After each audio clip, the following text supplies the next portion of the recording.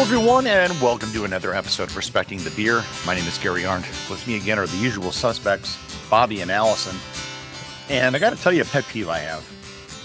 It's when people do year-end reviews before the end of the year.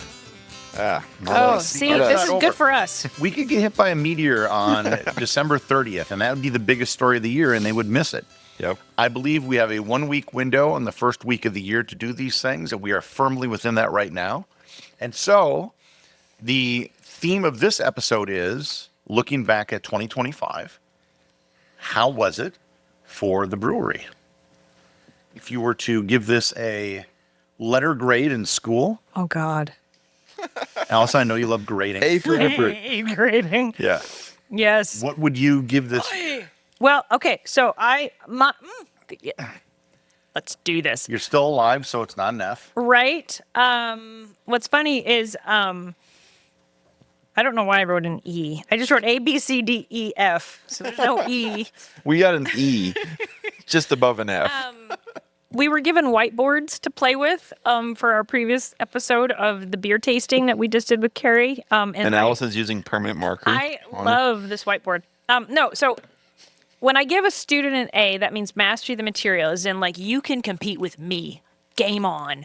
And for the brewery to get an A, I don't know. I think it's from the perspective, from the people who pay the bills and make the business actually run. I think we're still at a B, C plus, I think.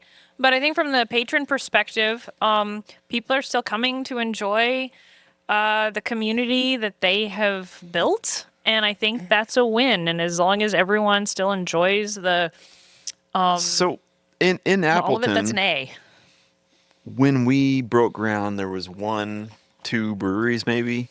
And Stone Arch was open, and ABF, Appleton Beer Factory, was barely open. So we're looking at the end of next year being 12 or 13. So at this point... Wait, 12 or 13 breweries? Breweries, yeah. Wait, hold up. Are you going to write them all down? ABF, Stone Arch, McF. Really? We're going to go through this? Really, Fox River House was up. Yeah. Or not Fox River House, sorry. Yeah, Fox River Brewing. While you're doing that, but the point, though, is that every town has claimed, there's several that have claimed to be a beer destination over these last so many years.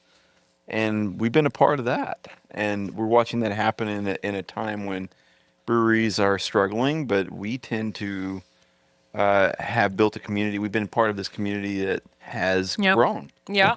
Beer-wise. In terms of, like, Appleton, at least as a business, because it's so hard for at least me to separate out the experience of just coming in the tap room, sitting in the beer garden in the summer, enjoying Milo music, all of that, to the actual running of the business.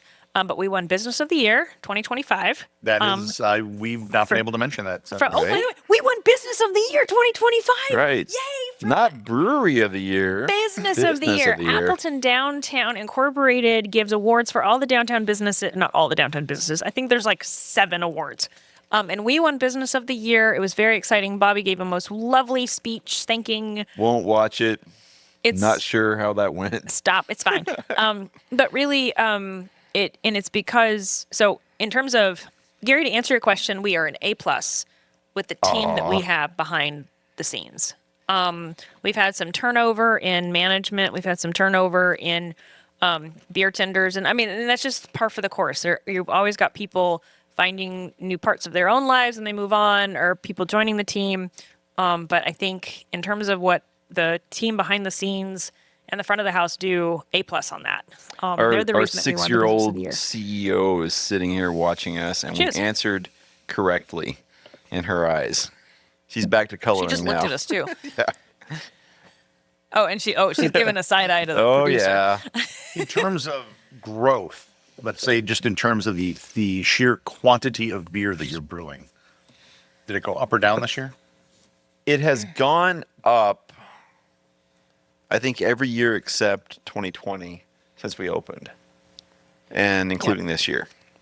And we're trying to figure out, rather than look at the volume, I'm looking at quality over quantity now. No, I get that, but you can measure quantity. You can measure quantity. That's true. You can put a tape measure on that. So, yeah, we've gone up every year except the pandemic. And even that year we did well compared to most of the competition. Well, that's true. And what's funny is that we got screwed over royally because we kept everyone employed during the pandemic. And I know I've shared this before, but we ended up making more money, more money, but we didn't net more money. And because of that, we actually didn't qualify for a lot of the government assistance loans and such. But it's because we were actually able to keep everyone at work, but it costs a lot more to do so. But we were just doing everything around the clock back then. And again, So- it's all about that team. So I was talking to David, the producer, about where we take this podcast this year, just today, and I was thinking about, let's talk about where our future is. Where we want to go next, and maybe do it in a candid sort of way. And I think you should do it in a sly and oblique way. there we go. I don't know what Yeah. you're talking about. But yeah, I think we're at a point where we can decide: do we want to just go all in and be a big packaging brewery, end up on the shelf next to all the big Well, breweries? let me ask you this, because we've talked about different things in Yeah. the past, about expanding to more tap rooms, Yep, that's the other and alternative. also just building the brewery, where you're literally selling more beer, Exactly. you're wholesaling it. Yep, that's the decision. So those Installing are more kind of two tanks. different paths you can take. yep. I suppose there's a middle path, but in reality, it's kind of in terms of a business strategy, it's kind of one or the other. Yep. Where are you leaning right Well, now? the competition answers that for us to some extent, to some extent, because we can't all be doing the same thing. And at this point in time, I think we're back to where we started. We want to take the model here of our tap room and open it elsewhere. And so that's I think that's our primary focus, is getting our beer across the bar, wherever that bar is, and taking the pub experience on the road. So I just wrote the most ridiculous thing down. So we bought the building in 2016, and we built it in 2017. We opened in 2018. We grew in 2019, and then COVID hit in 2020. And they say businesses really take about 5 years to, once you open the doors, it takes 5 years to hit the black, to establish yourself, to, be part of the community and start to really grow. And technically, if you count COVID 2020 as our first year, we are just now at 5. Because it flipped the script. We turned into a distribution company 2 years before we were supposed to, because we had no option and we had to. Yeah, we artificially grew in distribution because we had to. And so we're almost, it almost as if we kind of reset the clock in terms of businesses, which is why anytime any sort of business strategist came at us and they were like, well, have you thought of this? And we're like, COVID happened. They're like, oh yeah, nothing that we say actually matters because no one knows what's happening right now. And so I would say we're really in the 5th year of our business. And so this is exactly the kind of the growth moments that we should be in the 5th year. But we're really in the 8th year, which is weird. It is weird to look back and talk about rebranding. It is refreshing, I should say. We're finally there. For me, this is a milestone. We're able to step back and say what beers have worked, and which branding has worked, and which ones to double down on. And I think that's fun that we have that much. I think you got a pretty hindsight. good, like I was noticing when I came in today, like the menu today is really good. Like literally today's menu is Yeah. a very solid one. You got all of the main stuff you would kind of expect if you come here. Yeah. I hadn't been in the brewery for a couple weeks because we were out of town. And I walked in and I saw Matt and I looked at the list and I was looking for Public House Pint and I couldn't quite see it yet because the menu's been rearranged. And basically my hands were up. And then all of a sudden I did this like extreme happy dance. And I think Matt was very confused. I was like, oh, that's just my Public House Pint dance. He's like, you're not the only one that does that. Yeah. That. Like looking for that beer. Yeah. Speaking of beers we know that work, Public House is not going away. But then again, the whole lineup, it's so hard because so many people come in and they really want particular beers, but you really want the whole menu. Like it's not just, I want this one beer on. You have to look at the whole thing. And as I was talking with David Which makes it about hard. like where we go with this podcast this year, I think a part of it is just talking about what we've learned and actually recording us talking about implementing what we've learned into the next phase of what we do here. It's exciting. I never would have imagined we'd be this many years in, because I was always thinking about the year ahead, never the decade ahead, but that's what we're looking at now. We're almost done with a full decade. Well, in business, it's grow or die. In America, for sure. But we built a collaboration within this community, speaking to all these breweries that have opened. And the one thing that distinguishes us from everyone else in this town, brewery-wise, is that I think we are the epicenter of the collaborations. So we want to continue that. I think of ourselves as a brewery for brewers at the end of the day. And I'm most proud of that, of everything we've done within the beer world. I think that's true, especially with Volt 202 opening down the street. I wish those guys ultimate success. Whoops, I just hit the mic. And they're doing great. We've had a lot of patrons come in and say they went over and enjoyed their pizza, their beer, and all that. But they texted you just this morning, and they're like, "Hey, I got a question about kegs and such." Oh, hey, can we have cans? They And, bought like, some of our cans this morning. yeah. And they are just right down the street. Yes, they are direct competitors because they're taking people, away from enjoying our tap room. But it's becoming more of an Appleton centric beer destination. And I think that having them, and there's apparently a couple others slotted to open in the next I think year. Oak from Milwaukee is opening their Just down the second street on location. College There's another Ave. one in New London that's opening next year. De Peers has a new brewery. And so as long as they continue to, I'd love for us to be a brewery that can help them understand the hospitality side of opening a brewery, but also the how do you continue to, in this continuously changing market with prices changing and all that, how do you maintain high quality ingredients such that when people are voting with their dollar, when they're coming in and spending their hard-earned money, they're getting a good product. Not only a good experience, but also a good beer. And hopefully there's metaphor here. Hopefully people can listen to this podcast and be entertained by the metaphor, because we're all trying to figure out how to work Wait, and what survive. metaphor? I think that was very direct. Like, Well, we're talking about beer. I understand, but everybody that's in business is trying to figure the economy out and what people want. And the market moves so fast, and we're all trying to keep up with it and create in front of it. You guys need to contact someone from the Fox Cities Visitors Bureau. Oh, we have. We are part. Yes, we have done that. Yes, go team. Sorry, say more.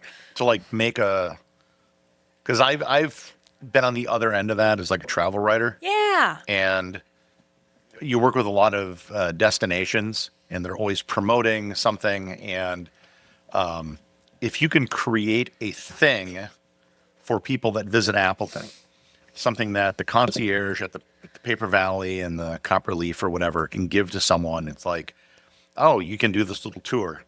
And I know there's the passport thing, but that's Right. kind of like a bigger thing. Yeah. Statewide. Yeah. This would be something much smaller, maybe. Yeah. I think some of those. This is something Ben Long taught us, our former bar manager, and now Emmy Sankville, our new bar and events manager, is continuing to reiterate about people just want something to do and giving people really good experiences. And I think that's another thing that we've done really well this year that we haven't necessarily done in the past, is just creating these unique experiences that tourists and just local folks can enjoy. Like a couple weeks ago, we had a bottle dipping session where folks, they bought a ticket and they could go and they got a tour of the back. I took them to the back to the brewery to show them, which is funny to say. I took them back to the brewery. It's one room with tanks on each side. There's only places to stand and you just turn. There's no walking. It's such a small space, but it was a tour. And then they got to wax their own Ultima Rosé bottle. And they had a lot of fun, like getting to learn how the whole waxing process works of the bottles and stuff. And so making these. It kind of hurts when they rip it off, though. What? No. Oh, I'm sorry, no, different Oh my waxing. god. Oh my goodness. No, it's on the bottle. But it was a triple wax, so they dipped it once. That and really then hurts. Yeah. Oh my god. That's Gonna stop. irreversible. The first wax is close. The second, even closer. Anyway, yes, destination, tourists, people not from Appleton, but people from Appleton can come in and experience kind of new and interesting things. From a brewing standpoint, what was your biggest success this year in terms of maybe a new beer that you brewed and your biggest failure? Ooh, that's a good question. Man. Like, not all experiments are successful. Oh, I got it. Maybe. Go for it. So I just know I've been a lot less involved in the brewery this past year because when we've hired people to replace me, so I can go back to Lawrence. But in that, Bobby comes home and like I can just tell when he's very upset about things. And I won't name names, but someone in the back of the house didn't do something right. And we have a brand new beer because of it. Oh, that actually might fall under Happy best accidents. mistake. Yeah. And So can you tell us, without giving the name of who did it, what they did and what was born? We have a beer called Pirates Cove, which people have heard of if they've been in our tap room. It's maybe our top selling beer of all time. And it got infused with a very dark lager accidentally at a certain percentage. End result is, let me back up a little bit. I was thinking the day that we started brewing that beer that I wanted to fuck with the recipe. I wanted to change Pirates Cove, which no one would allow me to do if they knew I was thinking that. So I didn't. So I restrained. I pulled back. But then there's this movie, Final Destination, when, if you've ever seen this, any of their How sequels. are you at all going with Final Because Destination? Final Destination has a plan, and if it doesn't go according to plan, it's Oh, going to you're make still sure gonna, that it yeah. happens. Okay, the logs are still gonna come down It and like smack you in totally the head. fell. Everything went as nature would have had it. Because So anyway, so a valve basically- got open, and we blended two beers together and we blended a bit of our Total Eclipse in a way that with- kind of reflected what we were thinking about with doing with Pirates the recipe Cove. anyway. and the Yeah. and the name. So what we now name have this? a, Yeah. but this is it. We have a full. The name is tank of- Transit of Venus. Well, this is We have the name, so we now have a full tank of this beer. But Yeah. it's one thing if it was Public House Pint and you added a little bit of Pirates You're Cove, never going to no one notice would know. that. Other way But around? It was the light beer that Yeah. got just a hint of dark beer in it, and so now it's not a light beer anymore.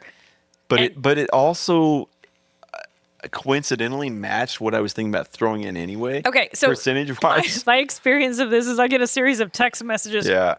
Oh, bleep, so and so did a valve wrong, mix these two beers, and then it's like silence, and I'm like, what's happening? Oh my! Because if we lose a beer, if we lose a tank, No, this Before is a it's- marketing problem. This is not a beer problem. well, but you But never this know. is how penicillin was also discovered. So I don't Right. think it sounds that bad. What's the result of this? So the result. What's the name of this, So Allison? we Drum roll. went back and forth a couple of times because is it more Pirates Cove or is it more Total Eclipse? And when we do, we're like, well, is it a partial eclipse? And then with Pirates Cove, is it Treasure Map? What do we? And so finally, you used AI to figure it out. Yeah, I confess. I threw some ideas into AI, and And then it it came kicked up- back this idea of stowaway. Stowaway. Yeah, but the graphic is what Oh my drives god, it home. it's the best. As soon as Bobby sent it to me, I am an insane cat person. I love my cats. Oh my god, they're so great.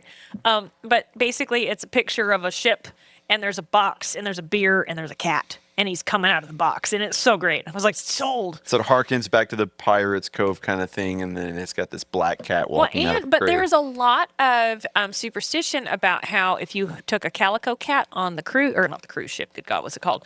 On the ship with you, they were the good luck that would keep demons away and such. And so all the old sailors would take cats with them, and so it's like a sign of good luck. So a stowaway is kind of a sign of good luck that you would have a good beer that comes out of it. And actually, it's tasting pretty good. Yeah, you tasted it. Yeah, it's a delicious It beer. has just a hint of extra. So when is this gonna? Could be as early as this weekend. Yeah, next But couple so, days. so Stepchild was another happy accident that we had Well, that's years ago, though. years ago. Now we repeat but that now we accident. might have Stowaway as a new. Yeah. Oops. But as far as like real oops, I don't think we have one for 25. I knock should on say, wood. if television commercials have taught me anything, that is how Reese's peanut butter cups were also. Oh invented. yeah, right, Someone exactly. carrying a candy bar Yeah, ran into someone carrying peanut there butter. it is. I don't think we had one this year. I'm knocking on wood now as best I of can. big oopses. Yeah. Tequila infused 547. Where we had to like dump a beer, or it was like, oh. We've had those happen in the past where Yeah. I do not recall anybody enjoying the tequila infused 547. No, that's always been a bad idea. Yeah, that was a one barrel experiment. That was not a one barrel experiment. You've tried that It was several a times and it's one-barrel failed every time. experiment. Yes, and I love how like it R&D, it comes with its pitfalls. No. Yep. Trying to think of things. I mean, there's been some internal things that have like, oh, that was a surprise, or oh, okay, you have to, yeah, clean up that mess or solve that problem or things. But in terms of like big mistakes and or oopses, nothing like last year when we. Oh, big successes. Oh yes, let's do that. Oh, hot off the press. We have a cardamom blueberry cider coming out. Believe me. Whatever happened to cider? Okay, so Carrie and I just looked at each other with like these biggest eyes. I'm like, telling have you, heard of this is so we do a lot of these bench tests behind the scenes, and sometimes we make one. Wait, that this just is a blows us 2025 away. recap. That's the 2026 expecting to Well, come. but it was done It's in kind of all blended into one 25. thing Yeah. at this point. That sounds like something you'd sell in New York. Yeah. Maybe Brooklyn. it's delicious, but Gary, I'm looking right at over there at 4 barrels that are aging, dried, high tannin apple, the whole 9 yards. Worry not. That's as Spanish cider as you'll get in the state of Wisconsin, right there. Take one, Yeah. and I've told you this many times, put it on cask. Yeah, Ooh, yes, you've please. said that. Yeah. Put it on cask, and you filter it. Do I filter it? Yeah. It naturally filters because of the time in the barrel. Because like I said, the English ones that I've had in England are on cask, usually really hazy. Oh, okay. So unfiltered. So a still cider. Gotcha. I feel like it's just even if you just try it sometime. I feel like Gary's questioning is geared toward that point, getting that beer on tap. Well, that's an English style cider, and I think it would fit really well with kind of the. I'm digging it. I will say though that Gary has been an outspoken advocate for this brewery and has been like the marketing source of all things good idea. Yes, That if he has an idea that we want to do, I'm gonna damn well do everything I can to do it. He wants Amber. to see video. Dude, that's sitting on my counter. Yes, I know. Amber. He wants the He amber. wants videos of all the beers too. Like, Not something amber, definitely amber. He wants an amber. anybody know anyone with cameras Absolute amber. that could do videos? Gary. Gary. All right. yeah. Other questions? 2020. So you said every year you're brewing a little bit more than the year before. I'm guessing you should see a significant jump this next year with the new tanks you're getting. Yeah, we'll be able to make the beer. So on the other end of that is back to what I was talking about with David, is how do we get people seats, right? People in seats. And where do those seats exist? And we've been thinking a lot about a second tap room. A lot of those seats exist in the Prohibition Room, which we're sitting in now, which you could come up with our staircase that is almost finished. I think we have to take this on the road, though. I think that's where we are. We're at the point where we have to decide. Sheboygan. Yeah, there's opportunities in Sheboygan for sure. And I think, how do you take this pub, this intimacy, and do it again without diluting what we do here? And that's what we're trying to figure out. It's always going to be different. Yeah. Yeah.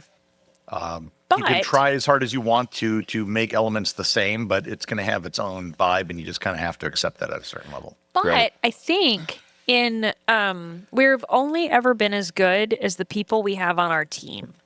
And I think that we've got some strategic folks in places that can pick out new members who have that flair, who have that charisma, who have that, desire to be part of that greater community, that I think we can relocate.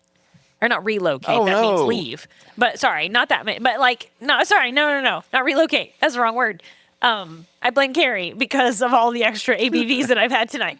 But we could duplicate. Like, I think it wouldn't be the same people, but it would be the same kind of people who believe in the vision of a public house atmosphere. So we're making a water-based theme park. That's what we're going to do. It's going to be No, I have no idea. The only thing I know how to do is beer. So we're trying. Okay, here's what you should do. You go to Wisconsin Dells, you open up, you open up the theme park. Yeah. But every ride has water treated, so it's like the water in that city. So it's like the Prague Flute. So you're treating the water, so it's like Coming to the Belgian pool. God. Coming to the Flanders pool. Oh, there'll be 15 Wait, nerds is this per above or day. below the Roman line that was Yeah. dissecting the... it's a thing. Look it up. Gary makes so much money doing things with his ideas. We should listen to Gary. We should listen to Gary because we don't. I'm telling you, the Right? other thing. I don't know if No. it's going to make any change in taste at all, but the marketing aspect Yeah. of a The ant- 25 I- million year old ant. Agreed. I love this idea. And again, it's sitting on my counter waiting. Yep. It's there. Jurassic Amber. Totally. Jurassic amber. Paleolithic amber? I'm not sure. What No, would- it would be well. Jurassic? I mean, I'm playing off Jurassic Park, but it would really Right. be crustaceous. Cretaceous, yeah. None of that reads on the Jurassic menu Park. very well. That's the thing. Yeah, It's like I it's like not actually Jurassic from the Park. Jurassic. But Yeah. None of those dinosaurs would have been at the same time. That's so frustrating, but okay. that's okay because they're getting the DNA from different periods, so that they could It's true. exist. Science. What about expansion of wholesaling and distribution? Yeah, that's the other avenue. I'm not sure we can't focus on both. Each will happen, but a focus has to exist somewhere. I think going in that direction is going to require opening another brewery. I mean, physically another brewery, not This just is another news to me. My tap eyes just room. got very big. Yeah. I mean, that it's not news. We're not doing right. that yet. Well, and we have But- like I said in the when we give a brewery tour, you walk into the back room and you look to the right and you look to the left. We're such a small facility that to brew to the scale that you need to make distribution lucrative. And I will be very honest, like we don't make money in distribution. It's really advertising because we're just not that big. I mean, Right, you we have have to a small oven. choose a We're scale. really, very handcrafted baked goods essentially. But when it comes to expanding distribution, we'd have to contract brew at Appleton Beer Factory or other larger breweries just to make it work. So to answer your question on some level, New Glarus has decided to open a $55 million tap room. That's happening. There's some expansion on the production side, but it's largely focused on being a tap room. I think it's because the beer world has understood now, including New Glarus and these bigger breweries, that you have got to create the destination. I feel like the destination is where it begins now, and from there you can expand into distribution. So for me, that's the sequence that makes the most My sense. view as an outsider, and Yes, I please. fully admit that I do not know a lot of the details of the finances. Taproom is probably going to be higher margins because you're selling your own beer Sure. at a higher markup. But Miller is never going to buy a tap room. True. And Miller is a I'm thousand just times using that larger. as Yeah. a for example. Right. Right? Yeah. Whatever Well, it might be. Economy of scale at that Oh, point. So if you're thinking of where you're going to be 30 years from now, Right. Ooh. right? Yep. Either Jade takes it over Yep. or She will be 37. you find a buyer. And the question is, what are they buying? Right. If you're selling beer wholesale, even though the margins aren't as good, Right. you could probably grow the top line number faster. Right. Right. And You have to think with two hemispheres. One brain thinks about how to grow the taproom business, and the other half of the brain thinks about what you just described. We can't do one, not the other. We just have to focus on one or the other at any given time. I'm just thinking back. So in the 90s, Yeah. I had a friend who started a software company. It's a good time to start a software company. It was an internet company. And briefly, he was on paper, he was a billionaire. He was my college roommate. I had a consulting firm. And when I was 28 years old, I had 50 people working for me.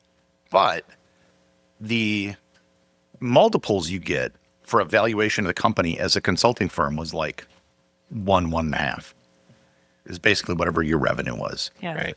For a software company, it's whatever. It's 10 to 100, right? So whatever your revenues are, they'll put it well beyond that. Right. And my guess is that the multiples for having a lot of distribution would be higher. That a line and Kugels had a better option or a better out than someone with a bunch of tap rooms. It depends on the source because it really depends on the labor that goes in to making the original product. And so their tanks are bigger. And if your tanks are bigger, then yeah. So Appleton Beer Factory has twice the size of tanks that we do, or twice the brew kettle. And so it takes twice as long for us to brew as they do. And so for that reason, that's our bottleneck. We're limited there. But I think the big picture is something we're missing here. We're essentially 8 years into this, and we now know what works, what resonates. I think that's way more important than trying to figure out the logistics of tank sizes. If you don't have a product, I'd like to say okay, so throw in a global pandemic. Tank sizes are tactical. Throw in but if you don't have the brewing product. industry itself is changing. So people aren't necessarily into craft beer, and I'm so thankful because I've got Carrie over here and she's shaking her head like absolutely. Like people, when folks come in, my number one is I want to make sure that whoever walks through my doors of my tap room, they get the drink they want. And I say drink now instead of beer because they want wine, they want cider, they want THC, they want hop water, they want sodas, they want sometimes craft beer, they want sours, they want fill in the blank. And so we've become a beverage industry. We're no longer a craft beer industry. And what's unfortunate is that we have trained so hard to understand beer that even with two extreme colds that Bobby and I for the last 2 weeks cannot taste or smell anything, and our Christmas was crap because we were in bed the whole time, with a really bad flu, we can still blind taste these beers and guess what they are because we've spent so much time learning about beer. But now our customers don't necessarily want beer. And we've got this tap room that we need to fill to make sure that we can keep our employees employed. So I think that it's hard to say that the industry isn't, well, the industry is very much recognizing that we need to expand and diversify. Yeah, we're not living in 1993. We have 4 beers on tap. Right. This is true. We have now, 28 beers? Or no, we have 28 drinks on tap? Yeah. We're a But- drink room, not really a tap room anymore. I don't want to become a restaurant. I mean, True. Maybe we'll add food at some point, but my focus is I'm hyper fixated on beer, and like you say, beverages, for sure. Beverages. Yeah, Fermented beverages. no, not even necessarily. Grape THC Kool-Aid is- and Everclear. yeah. There's your new There you drink. go. Done. We just beatbox on my God. tap all day. Yeah, Red Kool-Aid. Does Kool-Aid with a C or a K? it's a K brand name. All right, so Yeah. let me go through one last thing with you guys. Plus Everclear. A lot of management consultants will always go through an exercise called SWOT: strength, weakness, threats, and opportunities. Opportunities, threats to make the acronym work. What do you say is your Strength, biggest weakness. Wait, what was the other threats two? and opportunities? Threats, opportunities. So what is your biggest strength? Obsession with beer. Our people. You're wrong. Our tap room is amazing. That's true. The people. Oh wait, these are the. Oh yay. Sorry. So Allison says the people. Our greatest strength is the team that we have behind the scenes making this place run. And I said the beer because that's the You can the have more than one lubrication. strength. That's, I mean, that's it's the not lubrication. just one thing. And That's true. They drink a lot of the beer that we have. In the And back. it's very foundational. I mean, it's about creating those conversations. It's never been. You know what? I'm not gonna lie. I think the strength is that the community You're can. lie. Oh, sorry, I was lying before. I haven't actually not had a beer in like 3.5 weeks because of flus and holiday travel and all the other things. But these are really getting to me. I think her strengths are our people behind the scenes and our people in the front. So the patrons that continue to vote with their dollar. Yeah. Good answer. None of this happens without that. Yep. So there's our strengths. And you make good beer. There's that. Weaknesses. Bobby and I know shit about business. I spent too much on ingredients. Oh my God! I bought $1,200 of barrels back with me today. $1,200. Yeah. Vantage point, you know. Yeah, that's our biggest weakness. We're not good with money. We spend it all on the ingredients. Excuse there's me that. while I punch my husband. What No, is it called when you use your fingers and you do this to the uh, throat? the end of my life, I guess. $1,200? Yeah, it happens. No, it doesn't. Yeah, Did you- I blame Canada because Canada is not buying spirit barrels, or they are, or something. So there's something there. Let's move on to A. What's letter A? Threats. What is the biggest threat to your business looking forward? I am gonna, There's no A. I am gonna murder you in your sleep. $1,200 on barrels, you Okay, T. threat. Threats. What are the biggest threats to the business that you worry about? Someone's spending $1,200 fucking dollars on barrels of for Vantage Point that we can't get back out until 9 months from now. Yep. But in 9 months, he'll be so happy. So much. T. Threats. I think. Cash flow threats. Oh my God! It's cash flow. Yeah. Aye. This is so true. This is just every business. I've said this before in Yeah. other episodes. I want to just say it again. So glad I'm not in your business. I hate So this. glad. I hate this. Is fine. This is good beer. Oh my God. Yeah. That's a hard problem for a lot of businesses. And here I was worried. So Bobby and I dropped the kid off at the school, and we walked in, or walked back, and he was like, "Yeah, I got to run to Milwaukee because I got to pick up barrels." I was like, "Okay, cool. Are you sure you should do that? Because it's like icy, and I'm worried about your safety and all." And he didn't tell me it was gonna be $1,200 in Yeah. barrels. Oh yeah. I would have been like, "It's not safe to go." Yeah. The biggest threat, I would say so obviously the biggest threat is the changing terrain of small businesses functioning in an ever-changing economy. The attention of the consumer. The attention of the That- consumer. It's a moving target. Like we have added 8 lines downstairs. We've talked about that ad nauseum on this podcast, and it's not enough. There's never enough lines. I will also Yeah. add one of the biggest threats years ago, because at the time that we opened this brewery, it's a very small building. We didn't have room to open a kitchen in it. And we were told by every business around, do not open a kitchen. You don't want to have that money sink and it's not worth it. Rely on food trucks. I think the biggest threat is that there are other breweries that have opened who have opened a kitchen, and people want to go out to one spot. They want to find one parking spot. They want to go to one spot. And not having food has really hurt the business. Next week, let's have all the breweries on here that have kitchens to tell us how not awesome it is having a kitchen. Because I'm sure there's two sides. They're One of always the things that Yeah. Vault did that I thought was kind of smart is that they have a pizza oven and that's it. Yeah. Yeah. As Like, does Hop Yard. They have chicken wings and they just put it in the pizza oven. And they just kind of use that for everything. So they Right. don't have a fryer. They don't have a lot Yeah. of the other stuff, and a relatively simple menu. Right. Yeah, there's so many ways to skin the cat. All right, then the last part is opportunities. What are the opportunities that you think you can exploit? I don't that are- know, but you better find them because you owe me $1,200. Oh, me. Yeah, Second Tap Rooms bring the conversation on the road. To bring the Second Tap Room. the liquid that we do elsewhere is everything. So I know in the past that you've looked at other tap rooms, never pulled the trigger on it. Yeah. What has changed now? Well, to be completely honest, we have a taproom manager that lives in another town. Who has extreme experience in running bars and building bars and understanding the hospitality industry. So opening another location, you cannot possibly replicate yourself. You have to have somebody that can GM that, and that might have been the missing link all along to get somebody in that position.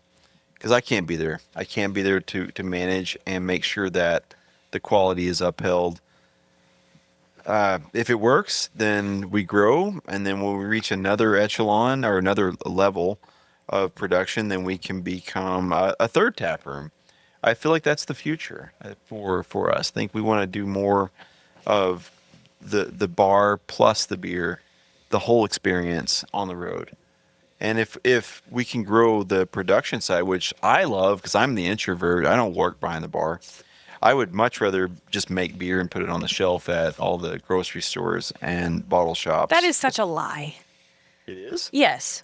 You love being so we have little cameras in the corner that I can on my phone like click on and look, and there's a little blue light that comes up and I'm like, oh, Allison's looking cool. But I see you all the time talking to patrons behind the bar.